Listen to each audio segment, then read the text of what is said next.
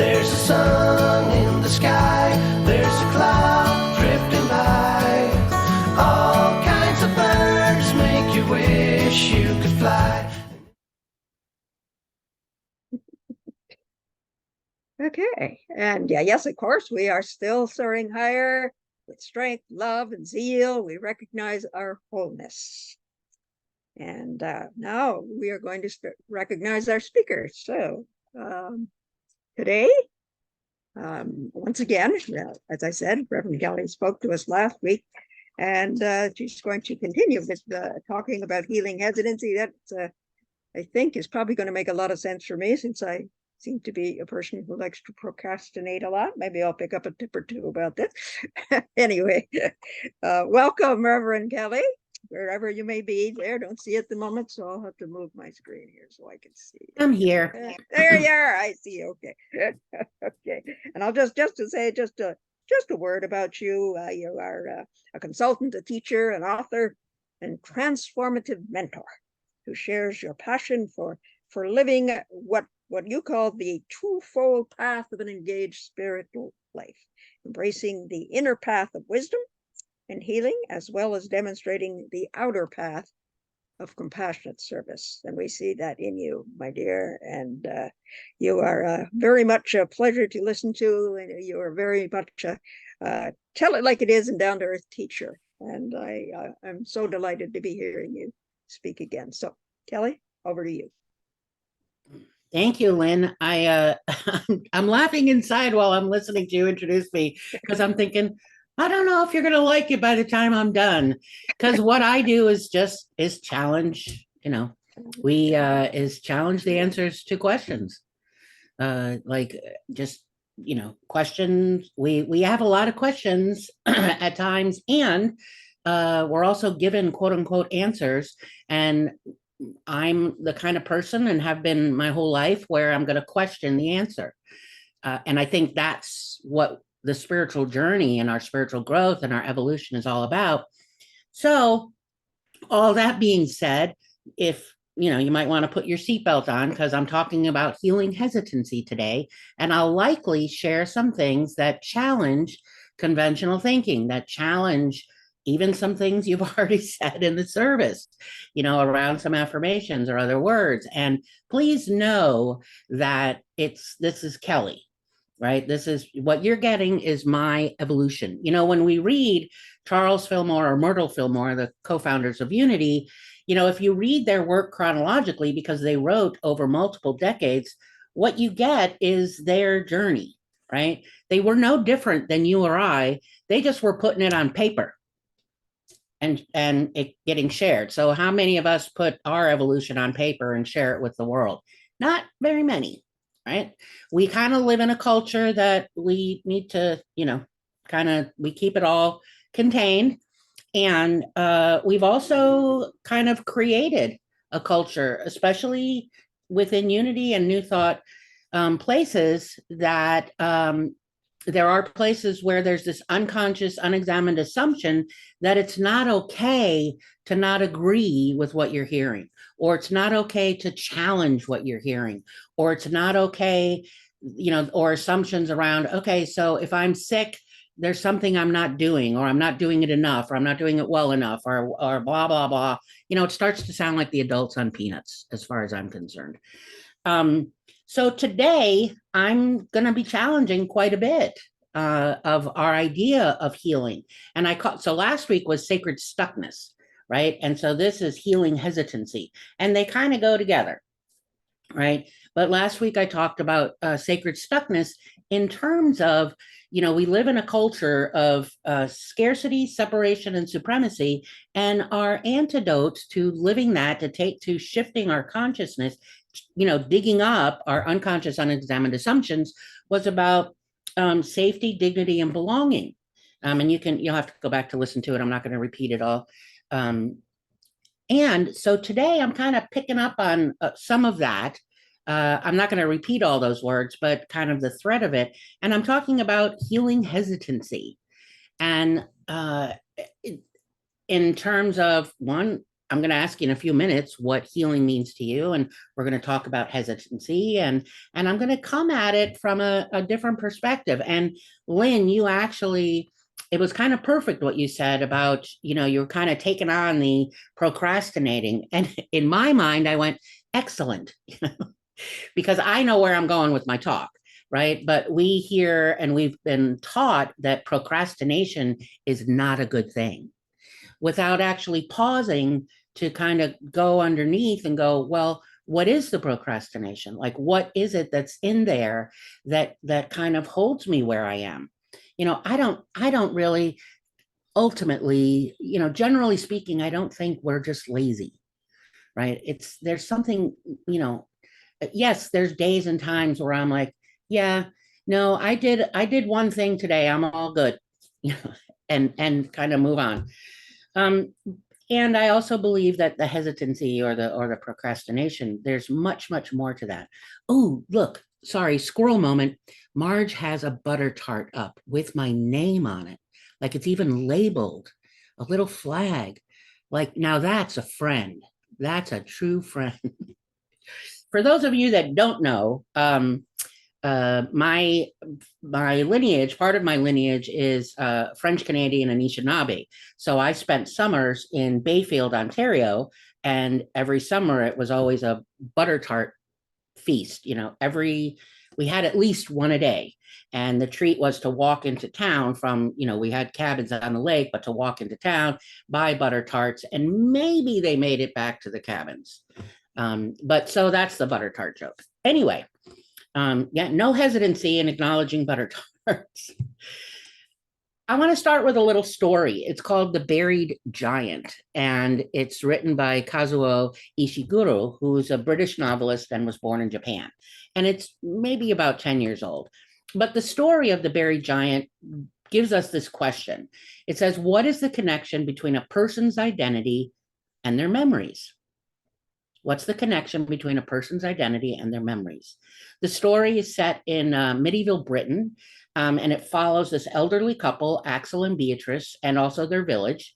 And in this village, there's this collective amnesia that has erased their memories.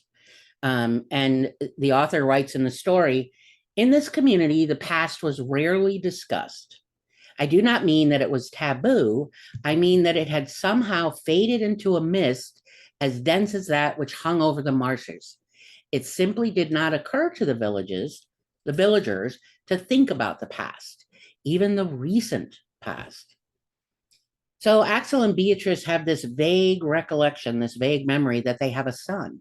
And so in the story, their quest is to find him, and it becomes a perilous journey through this fog of forgetfulness. So they're, on this journey. So I want to just set that with the little part of the story, because I want you to just kind of hold that idea of fog of forgetfulness, to just kind of maybe write yourself a little note, because I'm going to return to it and use it as part of our framing. So healing hesitancy, what the heck is it? Or what do I mean by it? Because I'm sure when you read it, you have your own ideas. So what I'd like you to do is, when I say the word healing, I want you to either unmute. If you don't have access to the chat, you could unmute and just say what word comes to mind, or a word, or maybe two words, a short phrase comes to mind when I say healing. So you can write it in the chat or unmute yourself and throw it into the ring. For me, it's freedom. Freedom, okay? I would say a many-layered journey.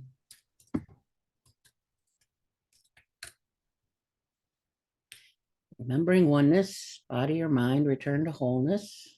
It's different than curing. Joy. What else?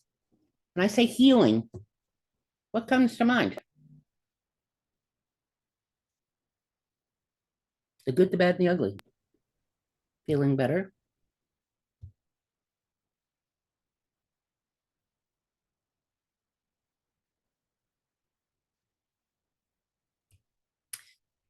So feeling better, recovery, peace, resolution, repairing something broken, knowing yourself, must do, letting go. I'm reading these off in case you don't have access to the chat. Health again. Hard work. Ooh. All right, Mary, we have to talk. Rehumanization. Oh, that's a good one. Rehumanization. Okay. It wasn't a test like there's right or wrong. It's to get us into this thinking what is healing. So then when I say hesitancy, like either say out loud or write into the chat what comes to mind when I say hesitancy. Mark, I'm going to guess guilt goes with hesitancy, but I don't know. It can go with healing as well. Fear, stuck, frozen. Fear, avoidance, doubt, pain. I think that's doubt. Unknown, doubt. Wow, yeah, lots of doubt. Fear. Not open to accepting the truth of our being.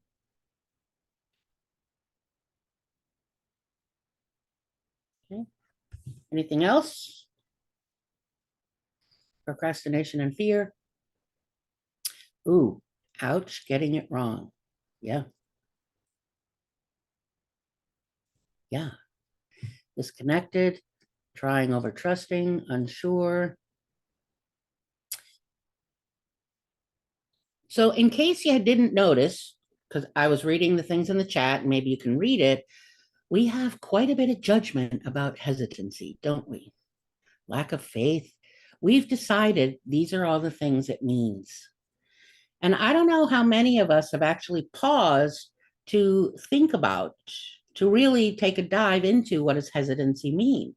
I think I said it last week as a word nerd, I always go back to the etymology of a word. And the etymology of hesitancy is the action of stammering, right? And if you think about stammering, it's sort of like, foot forward, back, maybe two, like it's this back and forth kind of thing. It's about being uncertain. It's even for some people being, at a loss, we're kind of undecided. And it also means, if you kind of keep following that road, if I'm stammering, I'm undecided, I'm at a loss, it means that I'm clinging to something, right? It means I'm sticking myself to something, which is what kind of has the hesitancy going on.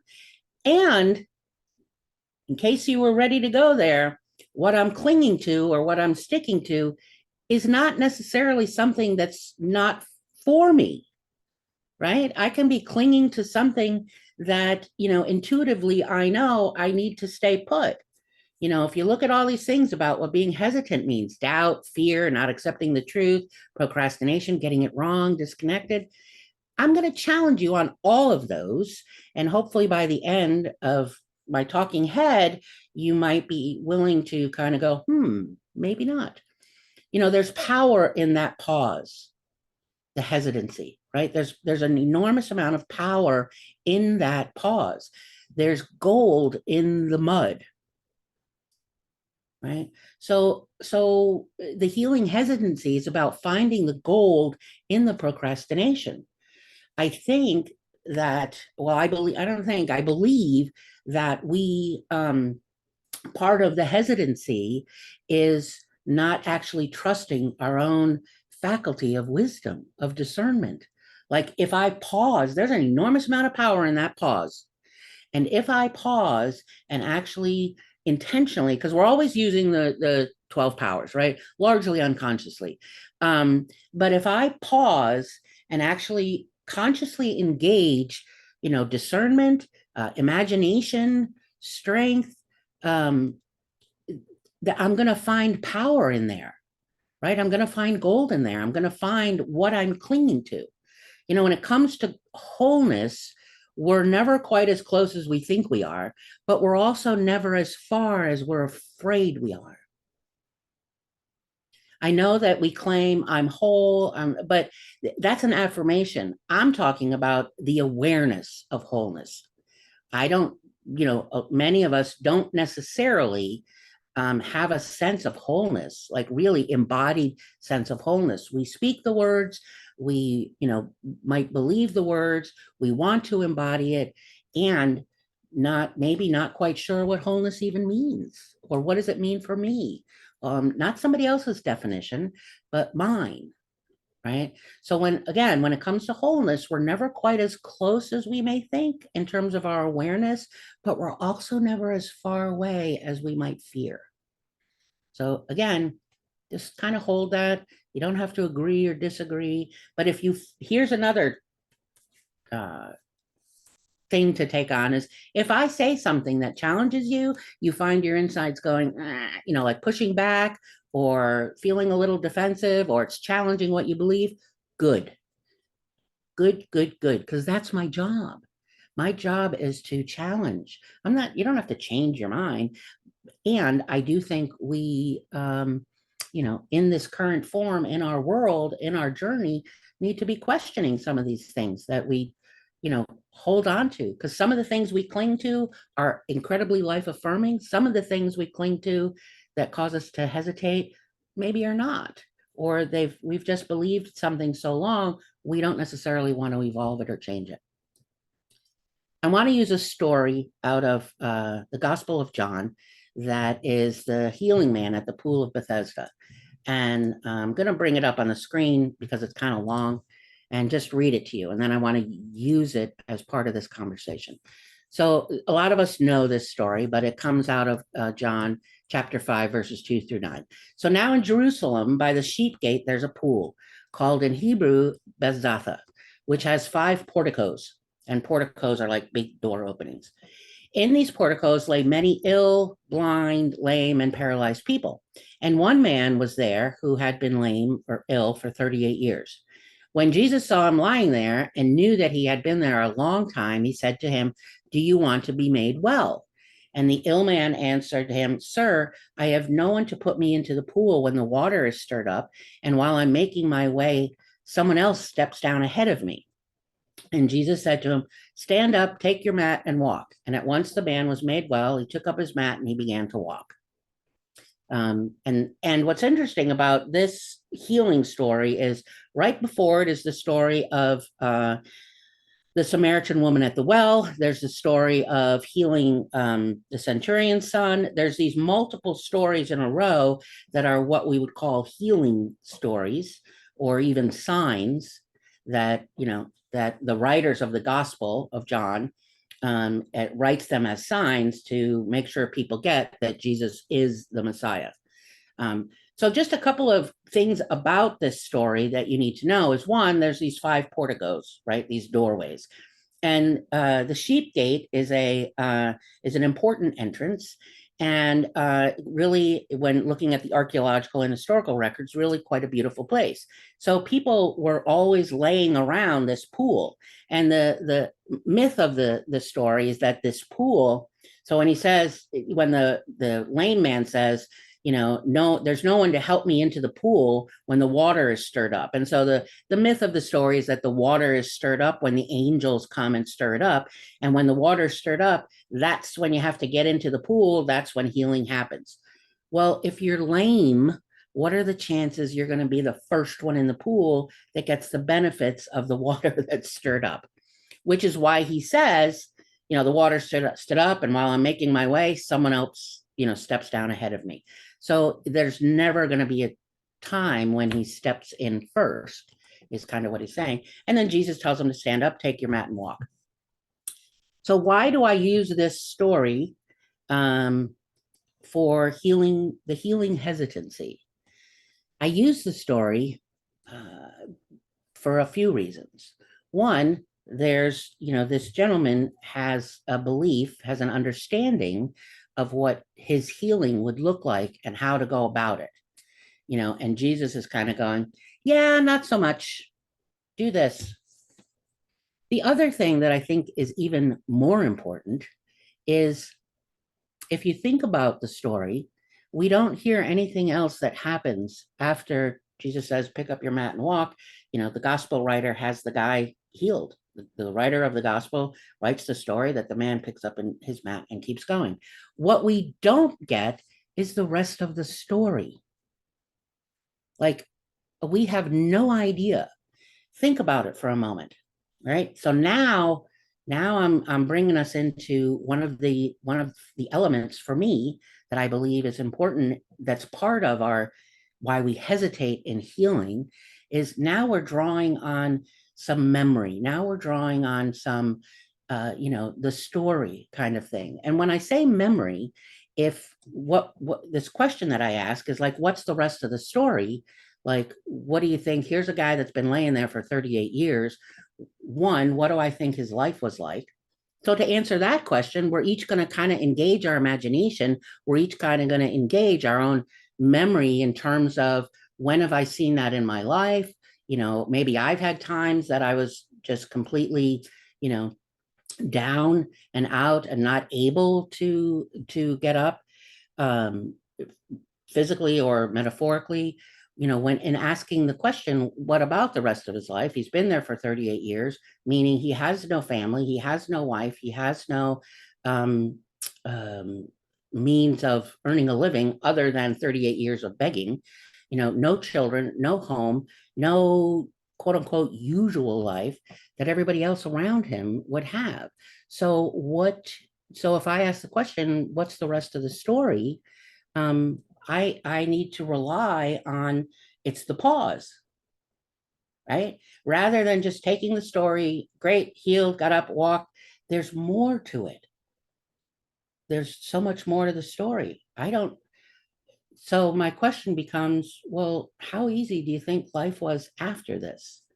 If he's walking into a life where he's had nothing before, right? He's had to learn he now has to learn a trade. He now has to find somewhere to live. He has to find a way to, get food. He has to find, he doesn't have to, but perhaps finding a spouse, perhaps having children.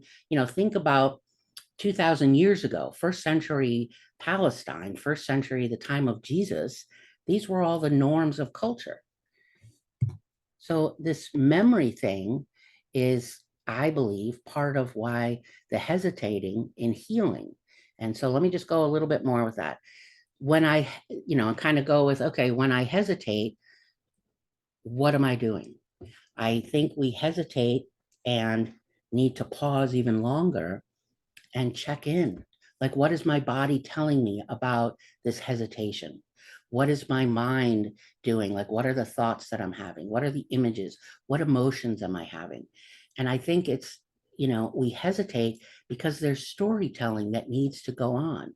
There's storytelling that becomes part of our healing, right? Memory is this narrative device that brings together, my remembering and my forgetting, right? Go back to the giant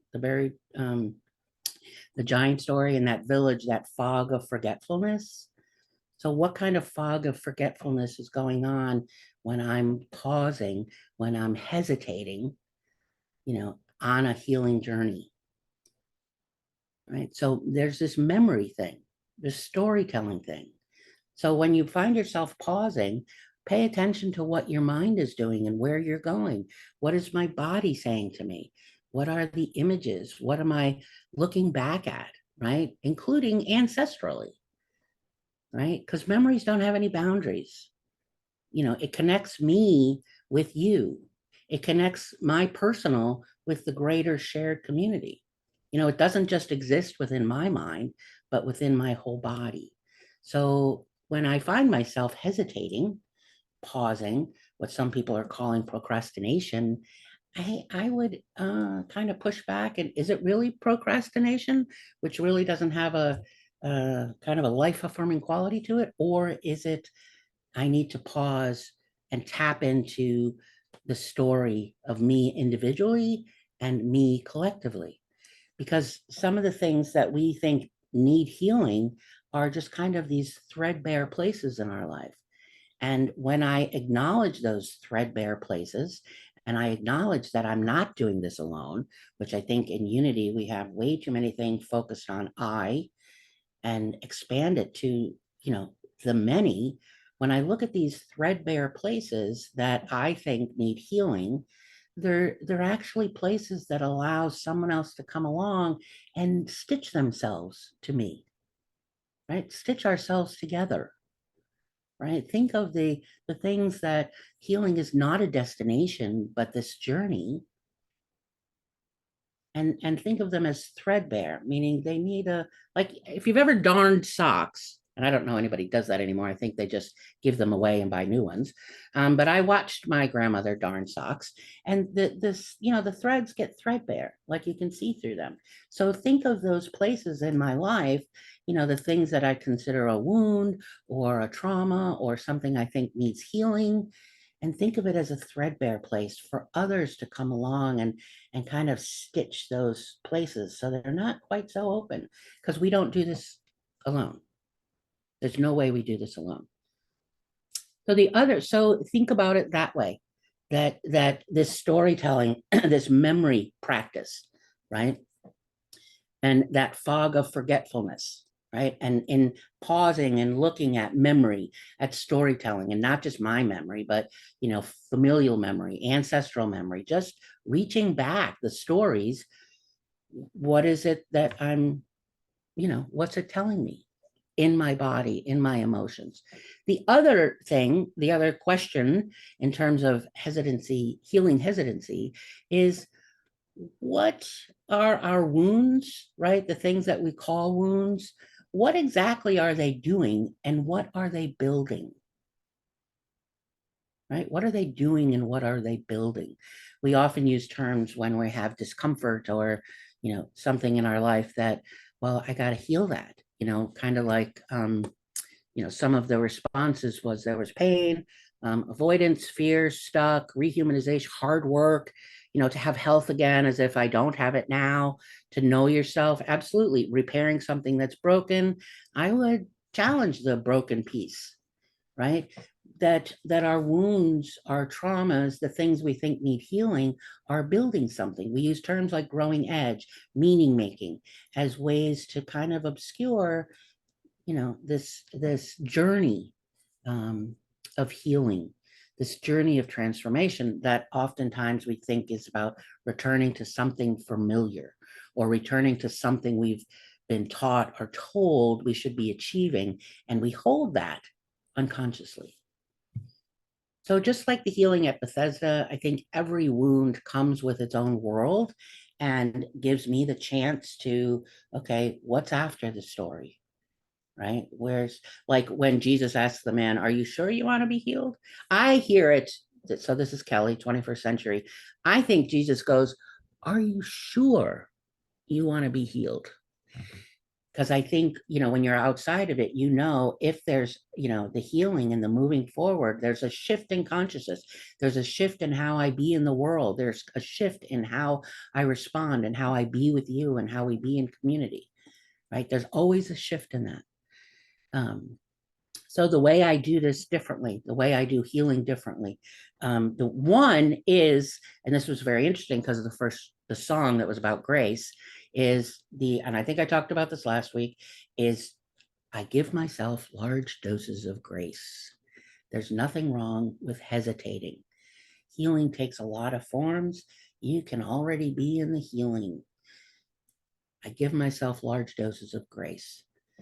Remember that it's just a journey, that it's constant, that it's always moving, that there's brilliance, there's peace, there's in the hesitancy, there's brilliance, there's what is it that I'm clinging to that's working for me, that's life affirming.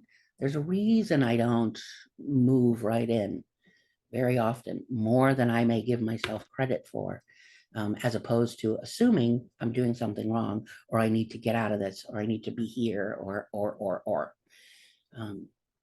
So, and then the last thing I would say is, remembering I give myself large doses of grace, challenge the hesitancy, what's underneath the hesitancy, what's the memories I'm reaching back for that have taught me, that have helped create me, that I use for my growth. And this one will challenge some of you. There's no such thing as balance. We're dynamic creatures. So we're always in movement. We're always, you know, so there's really no such thing as balance, but we really enjoy the world, that word, because we think we'll get to a balance of something. And I know that that's a challenge for some people, but that's about a destination, and healing is not about that. Healing is a dynamic, always in movement process. So our healing hesitancy, right? Turning our procrastination into power, knowing ourselves from our stories, the power of the pause, the gold in the mud. Let's take that into a short meditation. If you're comfortable, you can close your outer eyes. You can keep them open.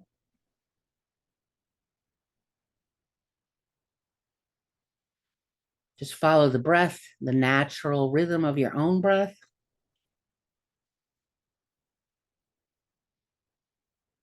Don't have to slow it down at all or change the rhythm. Just follow the inhale and the exhale. Just follow the inhale and the exhale.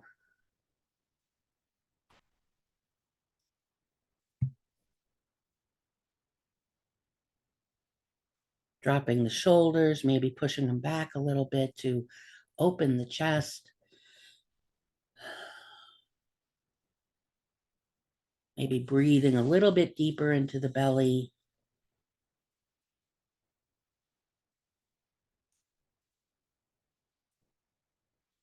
And does something come to mind that you maybe have labeled as procrastinating or hesitating? Is there something within your world that you're unsure of or you're uncertain?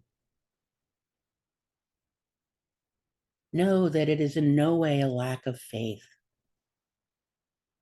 Know that in no way is it doing anything wrong.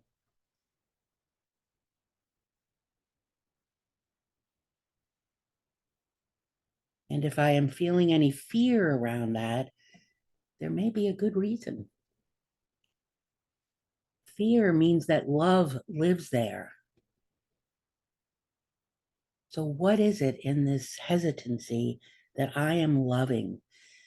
That my faculty of wisdom, of imagination, of strength tells me I am loving and I am holding on to?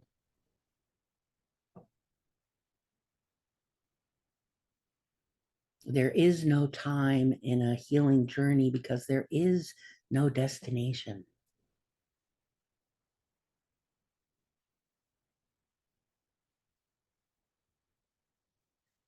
The pause is the power. The pause is where we lift that fog of forgetfulness.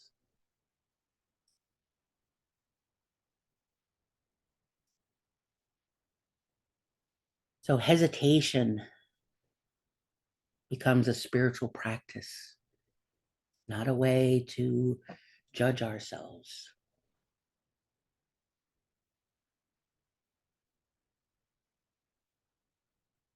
So in the quiet for a moment,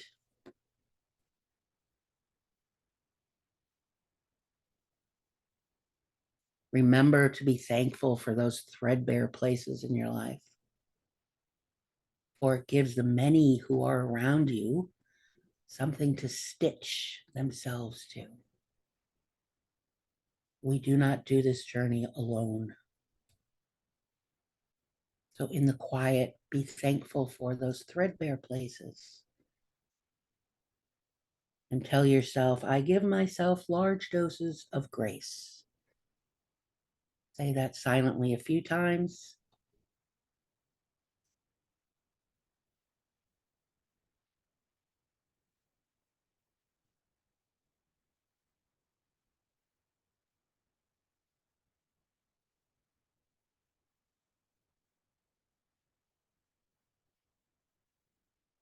I give myself large doses of grace as I give thanks for the places of pausing, the places of hesitancy, the places of uncertainty. places where I stop, reach to memories,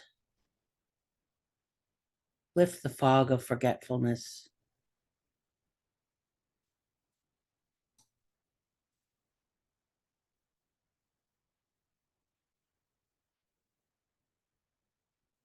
And together we say amen and amen.